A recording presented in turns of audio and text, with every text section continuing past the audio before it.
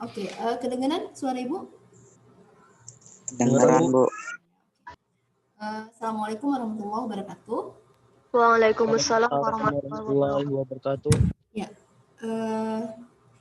kita masuk lagi ya ke bab biologi setelah 1 minggu kita nggak belajar. Karena minggu lalu kita cuti bersama. Jadi hari ini masih ngebahas benda bernama sel. Nah, kalau kemarin kan kita udah bahas mitosisnya, udah bahas siklus selnya, maka hari ini kita mau ngebahas reproduksinya. Jadi kalau misalnya di kelas 2 itu kan kalian belajar reproduksi, kalian belajar prosesnya, ya proses bagaimana reproduksi itu terjadi, bagaimana sel gamet jantan dan betina itu bertemu sampai akhirnya menghasilkan zigot atau individu baru. Nah, di kelas 12 yang kalian pelajari adalah bagaimana sel gamet itu matang. Nah, kayak gitu. Jadi kayak di bab 1 kan kalian belajar sebelum tanaman itu berkecambah, maka ada proses sebelumnya gitu ya, ada proses sebelumnya. Jadi kan kecambah itu sebenarnya kalau di hewan itu bagaimana proses anak-anak itu bisa tumbuh gitu. Berarti kan sebelum jadi anak-anak ada proses sebelumnya. Nah, kayak gitu juga dengan sel. Jadi sebelum dua individu itu bisa melakukan reproduksi, maka sel gametnya harus matang dulu. Kan kalau kemarin kita bahas mitosis itu terjadi pada seluruh sel somatis, nah maka reproduksi sel ini khusus hanya terjadi pada sel gamet. Ya, sel gamet nggak banyak kok, cuma 2. Ya, sel gamet jantan dan sel gamet betina. Nah, gitu ya kira-kira anak-anak gambaran umumnya dulu. Ya. Hari ini tuh nggak banyak-banyak ya ininya apa namanya yang mau kita bahas. Nah, yang pertama adalah kita tahu dulu tujuannya apa, ya tujuan sel itu bereproduksi apa. Ya sama, mungkin ini nanti jatuhnya kayak ngapain ya anak kelas 12 SMA itu harus belajar reproduksi sel gitu. Nah, yang kedua sama seperti kemarin, kalian harus tahu dulu tahapan umumnya apa. Ya, sebelum kita bicara detail nanti gimana proses dari reproduksi sel itu sendiri. Ya, ibu harus apa ya namanya ya? Apa namanya? Mungkin quotes ini bisa jadi salah satu hal yang pada akhirnya nanti menyadarkan kita semua bagaimana apiknya Sang Maha Pencipta itu menciptakan keteraturan di dalam sel. Nah, salah satunya adalah ketika sel itu harus ya melakukan reproduksi sebelum manusianya yang bereproduksi, kayak gitu. Nah, lagi-lagi kalau misalnya kalian ingin menyadari kebesaran Tuhan, ya mungkin ini bisa jadi salah satu bab referensi ya sampai kalian nanti tahu bahwa benar rupanya segala sesuatu itu sudah diciptakan dengan sebaik-baik bentuk, maka jangan dirubah. Nah, kalau misalnya secara umum sih sebenarnya meiosis itu apa ya namanya, reproduksi sel ini sebenarnya hampir mirip kayak kemarin. Jadi ada fase interface-nya juga gitu ya. Nah, ini yang mungkin konsep yang terlewatkan nanti di beberapa buku. Tetap ada interface, jadi ada G1, ada S, ada G2. Nah, cuma bedanya kalau di mitosis kan ada fase M tuh ya, mitotik. Kalau di meiosis nanti ada meiosis 1 dan meiosis 2 gitu. Nah, jadi ada 2 tahapan nih untuk meiosis itu. Kalau mitosis ya udah prophase, metaphase, anaphase, telophase udah gitu selesai. Ya udah jadi 2 sel yang sama dengan isi yang harusnya sama. Jumlah DNA-nya sama, ribosomnya sama dan seterusnya. Tapi kalau meiosis, nah nanti ada perbedaan di hasil akhir. Nah, kenapa ada perbedaan? Karena memang secara tahapan pun berbeda. Ada meiosis 1 dan ada meiosis kedua. Tapi isi dari meiosis itu ya sebenarnya sama juga dengan mitosis, ada prophase, metaphase. Nah, cuma karena 2 kali ya berarti ada prophase 1, metaphase 1 dan seterusnya. Kayak gitu anak-anak.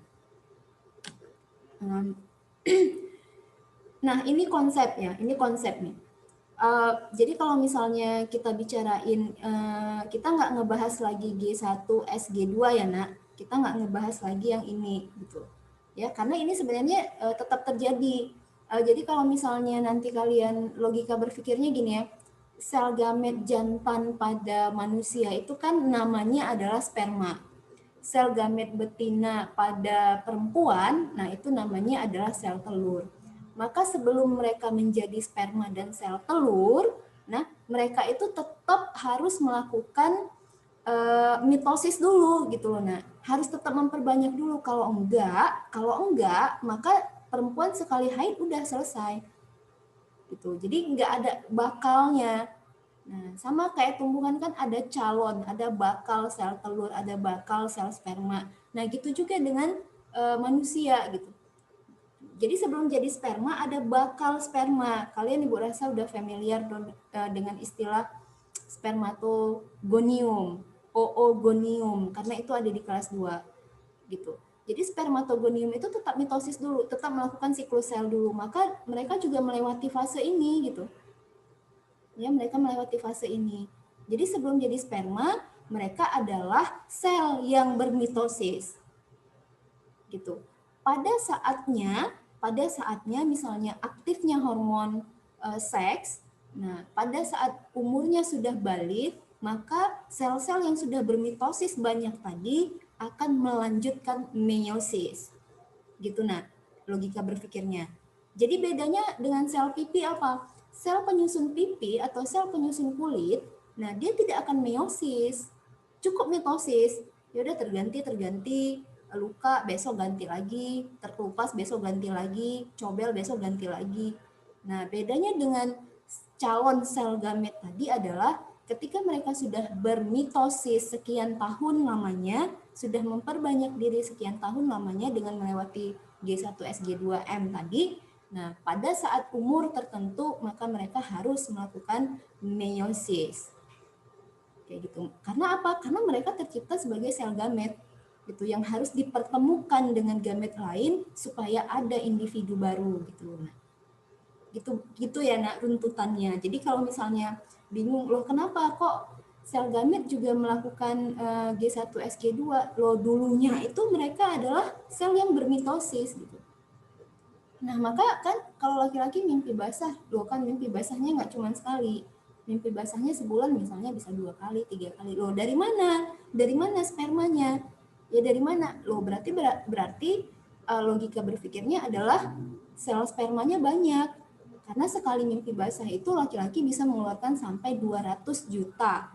Ya, 200 juta sel sperma.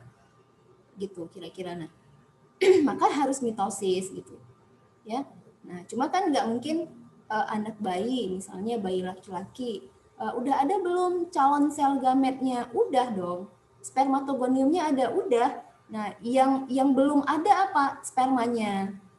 Karena dia masih pada fase istirahat dulu ya, masih pada fase spermatogonium dulu, belum membelah menjadi sperma yang benar-benar matang kayak gitu kira-kira ya. Nah, jadi biar tahu bahwa sel gamet itu juga pada awalnya tetap mitosis dulu. Nah, kalau misalnya kalian mitosisnya kan nggak perlu Ibu jelasin lagi ya, karena kemarin sudah itu sama saja, secara proses itu sama saja. Nah, yang berbeda adalah ketika balik, ya ketuk palu, dia balik, dia mimpi basah pertama kali, dia menstruasi pertama kali, maka kesimpulannya adalah sel mereka sudah melakukan meiosis. Ya, sel mereka sudah melakukan meiosis. Nah, apa yang terjadi ketika meiosis? Nah, meiosis berapa dulu ya? Berarti kalau kita awali dengan meiosis 1, nah dia kan kalian lihat nih ya tetap ada interface. Ya, nah tetap ada interface. Berarti ketika dia kepengen masuk ke fase meiosis, nah sel ini juga akan melewati fase S, G1, G1, S, G2 gitu ya sebelum dia masuk ke ini kan sebenarnya mitotik ini ya. Ini kan sebenarnya kalau kalian belajar mitosis kemarin, ini kan adalah mitosisnya gitu. Interface-nya adalah G1, S, G2 tadi. Nah, kayak gitu. Nah, maka Apa yang terjadi di meiosis 1 ini, nah intinya adalah ini ya, homolog kromosom separate ini kayak kromosom homolognya itu dipisahin dulu gitu. Kromosom ya, kromosom homolog berarti kromosom yang bentuknya sama, ukurannya sama, kandungan DNA-nya sama, fungsinya sama. Namanya juga sudah homo. Nah, harus diseparasi dulu, harus dipisahkan. Ya, gerakan separatis berarti kan gerakan yang ingin memisahkan diri dari negara kesatuan. Nah, kayak gitu. Nah, kan waktu di sini kan kemarin kita udah bicara ya, apa yang terjadi di interface? Oh, DNA-nya digandakan, oh organelnya digandakan dan seterusnya dan seterusnya. Nah, maka ketika di sini kan fokus kita adalah melihat kelakuan dari si kromosom yang sudah digandakan tadi atau kromatid yang sudah digandakan bentuknya menjadi kromosom. Dan ini harus homolog. Nah, kita kemarin udah bicara kenapa kok bisa berdua? Loh kan ini satunya dari ayah, satunya dari ibu, kayak gitu. Ya, maka ini hilang dulu membran nukleusnya dan sebagainya. Nah, pada akhirnya dia ketika masuk ke metaphase, ya, ini tetap ada checkpoint ya, Nak, seperti kemarin. Ya, tetap ada checkpoint. Ketika masuk ke metaphase, nah maka posisinya begini. Ini penting sekali ya. Jadi metaphase ini adalah kalau di soal-soal nanti kalian akan sering ditanya ini metaphase berapa? Metaphase 1 atau metaphase 2? Khasnya metaphase 1, nah, kromosom homolognya itu masih berdampingan gitu. Nah, sebentar ada yang kelupaan. Nah, ini juga penting sekali karena di soal-soal juga sering ditanya dan ini konsep sekali ya. Ketika Profes 1 katanya ada crossing over. Crossing over ini adalah pindah silang. Jadi kalian bisa lihat bahwa dua kromosom homolog ini berdekatan sekali, sangat gempet ya, sampai lengannya itu saling bersinggungan.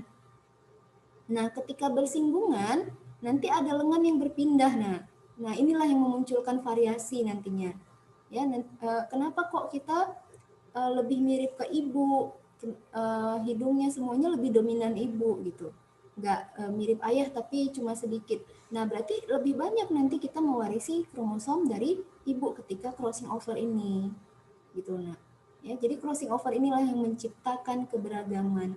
Nah, maka kalau tadi tujuan pembelajaran yang pertama adalah mengetahui tujuan ya dari reproduksi sel. Nah, maka tujuannya adalah yang pertama itu pastinya untuk membentuk individu yang baru. Nah, yang kedua ya untuk membentuk keberagaman. Gitu, keberagaman. Jadi kita kalau mitosis kan dia copy paste ya, harus sama gitu, membentuk sel baru yang adalah hasil kopian. Harus sama. Jadi kulit yang cobel harus diganti dengan kulit yang baru yang warnanya harus sama. Bedanya dengan meiosis justru dia membentuk keberagaman gitu. Ya, kalau kalian bisa bayangin kalau misalnya nggak ada crossing over, nah berarti kita akan fotokopi ayah kita atau fotokopi ibu kita. Miripnya persis. Baru nanti kalau kita punya adik juga akan terjadi hal yang sama, fotokopi ibu kita atau fotokopi ayah kita. Baru bingung kan ya, ini anaknya yang mana gitu. Kalau udah kayak gitu, belum lagi cerita kembar dan sebagainya nantinya. Nah, itu nak. Jadi tujuan dari meiosis ini adalah membentuk keberagaman. Ya, selain untuk melanjutkan generasi, ya. Nah, kayak begitu. Nah, jadi ketika sudah closing over, ya, ketika metaphase, mereka belum mau misah nih ya, masih dengan posisi lengannya yang berhimpitan, lengket, ya, sudah terjadi crossing over, berarti nanti akan ada lengan yang berpindah ke kromosom yang lain, ya, yang homolog ya. Jangan pindah kemari, kalau pindah kemari bisa gawat, ini bisa cacat. Karena gen yang ada di sini tentunya beda dengan kandungan gen yang ada di kromosom sebelahnya. Nah gitu. Jadi masih berdampingan homolognya. Ya waktu anaphase ya udah tinggal kepisah aja jadi dua. Berarti satu dapat kromosom yang gede, yang agak panjang, satu dapat kromosom yang agak kecil. Kayak begitu. Nah ini konsep sekali. Nah nanti akan dibantu dengan video. Nah terus apa yang terjadi ketika meiosis 2? Ya berarti, nah ini juga konsep sekali. Jadi ketika dia sudah telophase ya, kepengen ngebagi jadi dua, pada akhirnya jadi dua sel yang sama, ininya ya, maksudnya sama bentuknya dan sebagainya, dengan komposisi kromosom yang berbeda ya nak, ya secara gen ya, komposisi gennya udah beda pastinya. Nah karena kan tadi sudah crossing over. Nah ini nggak ada lagi ini ya nak, tidak ada lagi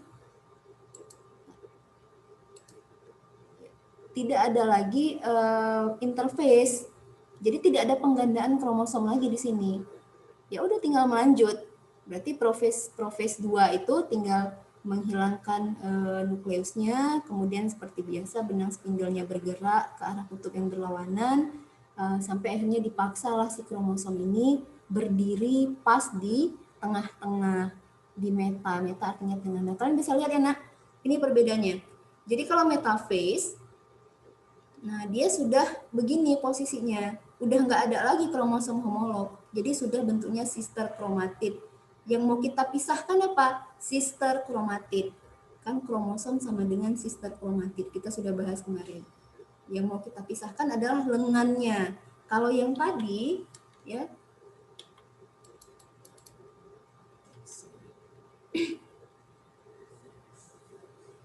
nah kalau yang tadi yang mau kita pisahkan adalah kromosom homolog. Kalau yang ini yang mau kita pisahkan adalah sister kromatid. Jadi lengannya yang mau kita pisahkan. Ini kan kayak mitosis sebenarnya. Cuma bedanya kalau mitosis kemarin kalian lihat ada 4 di sini berjejer. 4. Nah ini kenapa cuma 2? Loh kan tidak ada penggandaan waktu interface. Jadi wajar kalau di sini cuma 2 gitu kromosomnya. Ya? Nah itu perbedaannya secara jumlah. Nanti kalau ditanya apa beda metaphase 2 dengan mitosis? Metaphase pada mitosis. Oh beda. Bedanya apa secara jumlah? Apa persamaannya? Posisinya. Ya posisinya itu sama. Jadi kalau mitosis ada 35 ada 46 kromosom, ya 46 berjejer di sini, Tapi kalau metaphase 1, kalau ada 46, maka berpasangan masih an. 23 berarti kan yang berjejer adalah 23 pasang. Tapi kalau metaphase 2 yang berjejer adalah 46 buah gitu loh. Nah, kalau kita lihat jumlah secara jumlah ya. Gitu. Jadi di sini secara jumlah tuh sudah mulai setengah dari induk yang tadi. Ya kalau anaphase sudah kayak biasa ya, ketarik ke arah yang berbeda, kemudian telophase ya udah kayak biasa. Nah, kayak gitu. Mungkin dibantu dengan video dulu ya, biar Ibu share.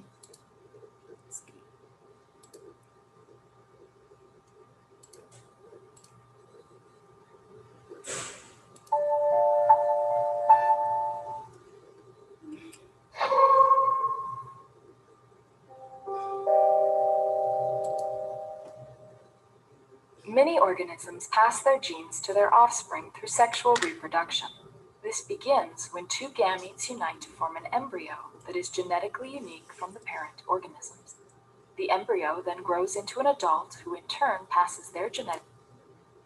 Oke, nah ini yang Ibu bilang tadi. Jadi tujuannya memang membentuk keberagaman. Jadi kalau emak bapaknya tadi yang satu warna coklat, yang satu warna putih hitam, nanti anaknya kan akan nemu yang campuran coklat putih, belang-belang. Nanti ini kawin lagi, ketemu lagi, warnanya udah berbeda kayak gitu. Ya, jadi memang tujuannya adalah untuk membentuk keberagaman. Biar kita nggak pusing nandai anak pertama, anak kedua. Kalau nggak nanti harus pakai name badge kemana-mana. Ya, nah kayak gitu. To their own offspring. Gametes are formed through a process called meiosis. The cells that undergo meiosis to produce the gametes are called germline cells. In diploid organisms, germline cells have 2 copies of each chromosome. Germline cells undergo meiosis to produce haploid gametes, which only have... Oke, nah ini intinya. Ya, jadi nanti dia akan menghasilkan gamet yang secara jumlah kromosomnya sudah setengah dari induknya.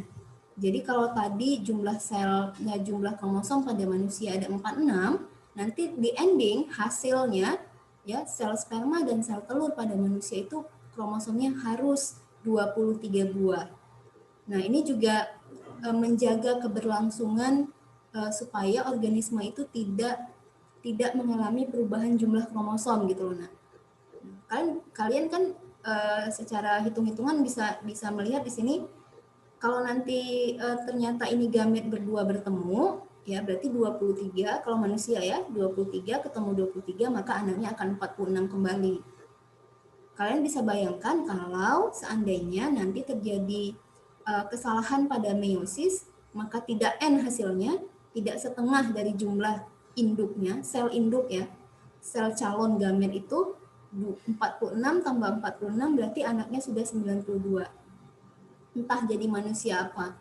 Nah, di pertemuan sebelumnya kita udah bahas Down syndrome, ya anak yang kelebihan satu kromosom saja bentuknya sudah aneh. Apalagi ada manusia dengan 92 kromosom. Nah, maka meiosis ini juga menjaga supaya jumlah kromosom dari generasi ke generasi itu tetap sama. Jadi nggak akan aneh ya, keturunan pertama, keturunan kedua nanti bisa nggak manusia lagi bentuknya kayak gitu. One copy of each chromosome. These haploid gametes fuse to form a diploid embryo that grows into the adult. Meiosis is just one step in the life cycle of a germline cell. Similar to mitosis, the cells also pass through the interphase, G1, S, and G2 stages before they enter meiosis. Oke, nah ini tadi yang Ibu maksud ya. Sebelum dia masuk ke meiosis, dia tetap mitosis dulu. Artinya tetap melalui G1S dan G2. The DNA inside a germline cell is duplicated before meiosis begins during the S phase. The duplicated germline chromosomes are called sister chromatids. These chromatids remain attached to each other until the second cell division. Oke, berarti inti dari meiosis 1 adalah bagaimana kromatid ini ya digandakan menjadi sister kromatid alias kromosom. Berarti kalau nanti ada dua akan homolog. Event in meiosis. There are two cell division events during meiosis.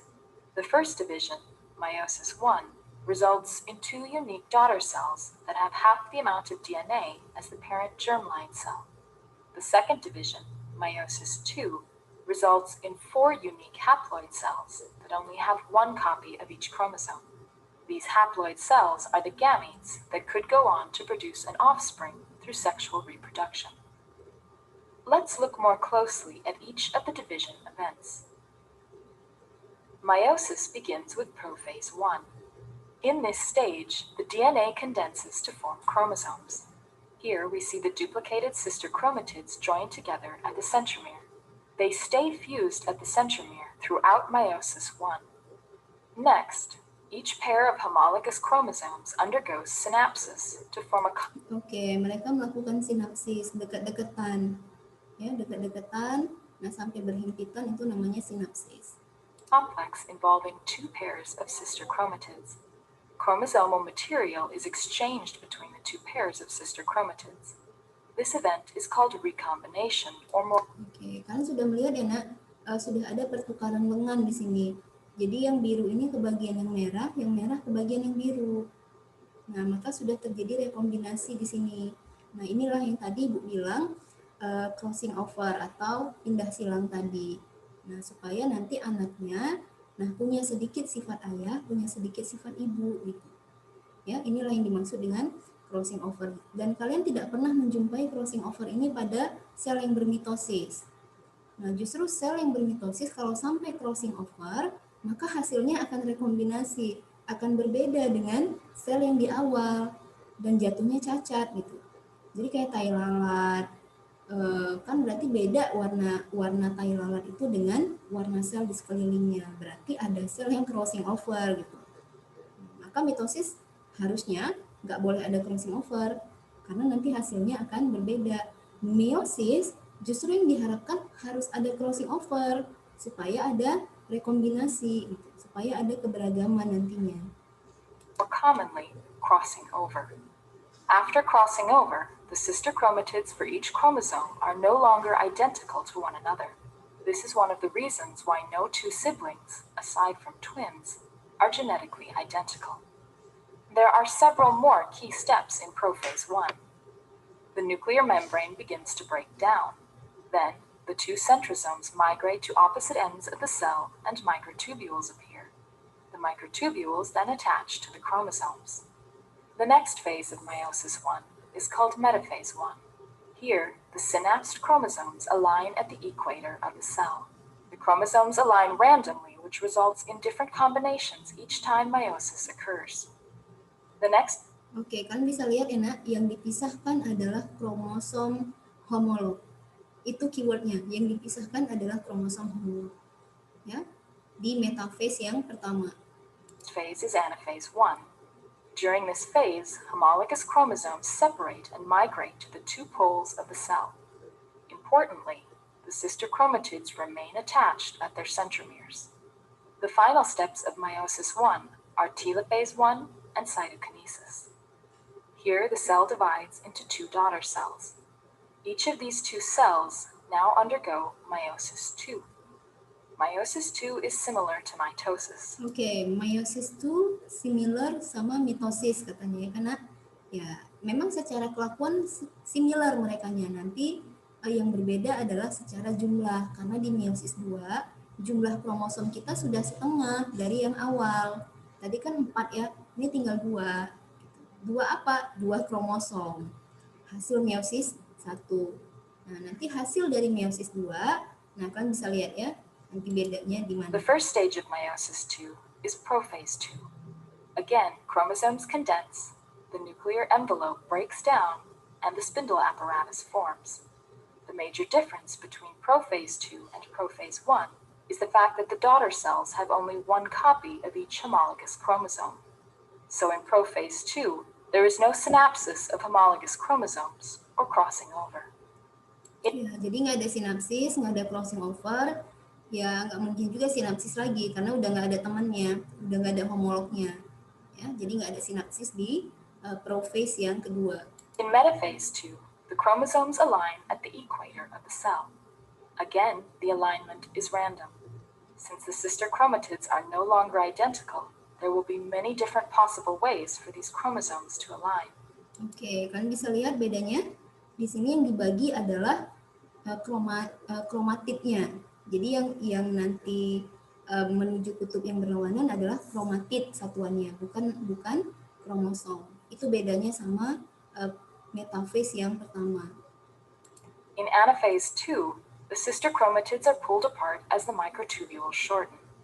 Also, the ends of the cell are pushed farther apart as microtubules elongate. In telophase 2, the nuclear membrane reforms and the cytoplasm is divided into the two haploid daughter cells. This division is called cytokinesis. Since meiosis 2 began with 2 cells, and each of those cells were split into 2 cells. Oke, ini anak logikanya. Berarti kalau dari satu sel, meiosis 2 tuh akan punya 2 sel. Ya, punya 2 sel, kemudian ini kan membelah lagi. Ya, membelah lagi berarti kita sudah punya 4 sel. Nah, dari sini nanti, makanya banyak pada akhirnya. We now have 4 unique haploid cells at the end of meiosis. These cells are gametes. 2 gametes, one from a father and one from a mother, may fuse to produce a diploid embryo. The resulting embryo then grows through many cycles of mitosis. Oke, Ibu rasa cukup dulu hari ini sampai di sini, meiosis 1 dan meiosis 2. Sebelum Ibu tutup ada pertanyaan nggak kira-kira? Saya, Bu. Ya, silakan. Nah, jadi kan Bu, tadi kayak yang Ibu bilang, kalau seandainya nggak terjadi crossing over, berarti nanti individu yang terbentuk itu identik atau fotokopi dengan salah satu induknya kan Bu? Iya. Jadi bisa nggak Bu kira-kira kita merekayasa crossing over itu supaya nggak terjadi biar kita bisa menghasilkan salah satu individu yang identik gitu Bu? Bisa. Terus apa crossing over ini ada mengaitnya sama cloning Bu? Oh iya, oke, good. Iya, makasih Amanda, pertanyaannya bagus sekali ya. Iya, jadi ketika para ilmuwan itu melihat bagaimana fenomena yang terjadi pada sel-sel yang ada di tubuh kita, nah maka nanti jatuhnya adalah rekayasa. Gitu. Jadi kalau di luar negeri itu memang mereka merekayasa nggak cuma sel manusia, sel tumbuhan, sel virus, ya, virus dan sel-sel yang lain. kayak gitu. Ada tidak kemungkinan bisa kita rekayasa crossing overnya nggak usah aja terjadi, biar anaknya fotokopian emaknya atau fotokopian ayahnya bisa secara konsep bisa, secara teknis. Nah itu pasti nanti akan butuh alat tools yang ribet ya, sistem yang ribet sekali gitu. Tapi kalau ditanya konsepnya bisa. Kita mau buat rekombinannya banyak, misalnya kepengen mirip kakeknya dikit, mirip neneknya dikit, mirip buyutnya dikit, ya bisa gitu.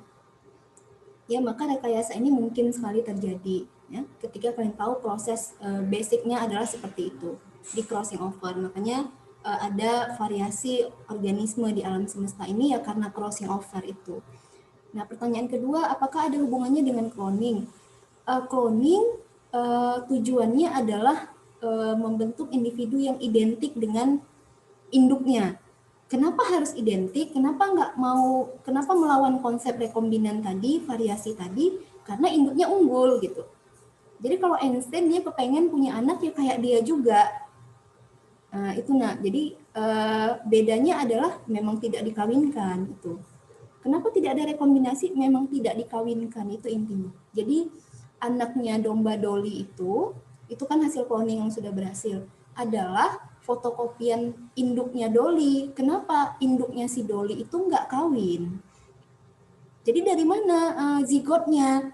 Ya dari sel dia sendiri diambil. Gitu, dari sel dia sendiri diambil, dikeluarkan dulu ya. Jadi kalau Dolly itu kan betina ya, emaknya itu sel telurnya dikeluarkan dulu, berarti kosong dong isinya, ya 0N, ya tidak 2N, tidak N, tapi 0N. Nah supaya jadi zigot kan harus ketemu dengan N yang lain. Jadi dimasukkan langsung misalnya inti dari sel pahanya, kan sudah 2N. Ya maka sel telurnya kalau sudah 2N dia membelah jadi 2, jadi 4, jadi ya gitu. Jadi Dolly itu berasal dari inti sel tubuh si induknya sendiri, nggak kawin. Maka hasilnya akan sama. Nah, secara hasil, secara usia, secara kualitas, nah semuanya adalah fotokopian dari induk Dolly. Nah, nanti kita bahas detail untuk cloning di bab yang terakhir, di bab bioteknologi. Ya gitu ya Manda, kira-kira? Ya Bu, makasih ya Bu. Oke. Yang lain ada? Oke, cukup ya Ibu rasa untuk hari ini. Kalau ada silahkan chat seperti biasa. Boleh via apa aja. Untuk besok nanti kita lanjutkan gimana realnya ya terjadi proses ini di gamet. Terima kasih untuk anak-anak yang sudah hadir. Ibu tutup dengan Assalamualaikum warahmatullahi wabarakatuh. Waalaikumsalam. Waalaikumsalam warahmatullahi wabarakatuh. Terima kasih, Bu.